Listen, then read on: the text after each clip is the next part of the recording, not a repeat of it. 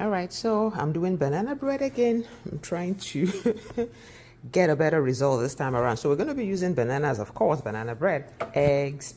I'm going to flavor it this time around with a little bit of nutmeg, a little bit of cinnamon, some sugar, vanilla essence to give it some flavor, pinch of salt, and of course, butter.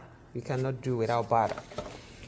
This new recipe that I want to use is talking about if your banana, because you need very ripe banana, but not overripe. So this guy on YouTube is talking about there's a way you can do your banana and you get it at that right state that you need it to get that perfect outcome. So I'm going to try it. He talked about baking it in the oven, 350 degrees for 10 minutes, he said. So I'm going to do that right now. My oven is already at 360 degrees. I set it. This is very hot. So I'm going to leave it at that for 10 minutes and we'll see. Alright, my banana is ready. I hope I didn't overdo it. Just following instructions.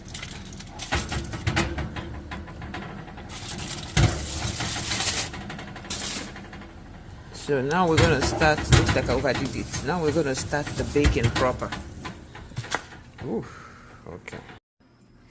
Okay, so this is another part of making my banana bread. We're going to prepare the dry ingredients first, and I'm going to use 2 cups of flour, all-purpose flour. As you can see, if you don't want to use a scale, I have a scale, but I'm not in the mood to do all that trouble right now, so I'm just using my cups to measure.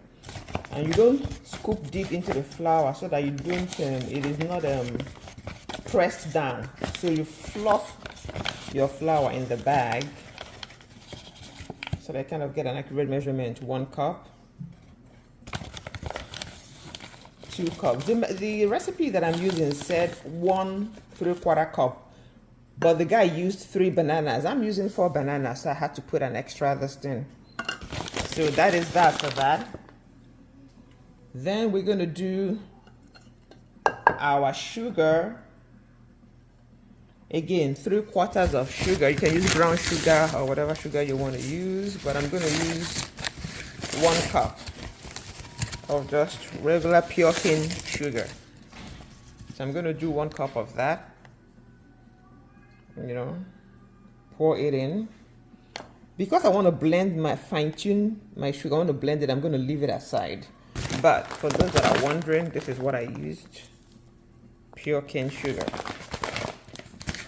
We're going to do a teaspoon of salt. These are the dry ingredients that we are putting. Just a little bit of half a teaspoon of cinnamon. Half a teaspoon. You don't want it to overshadow your recipe. So that's cinnamon that I'm using. Cinnamon. I also want to do nutmeg. I'm gonna sprinkle some nutmeg in there. Ground nutmeg. You guys can see, right? Just a little bit. You just gave it. And then my dry ingredient is complete. Remember, I'm going to blend this more and then pour it in here and set it aside.